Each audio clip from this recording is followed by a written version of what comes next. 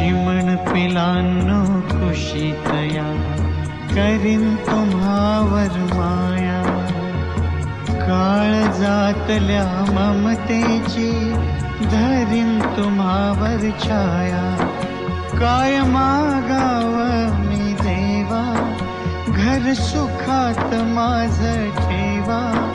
काय मागाव मी देवा घर सुखात माझ ठेवा करी जन्माचा उद्धार होत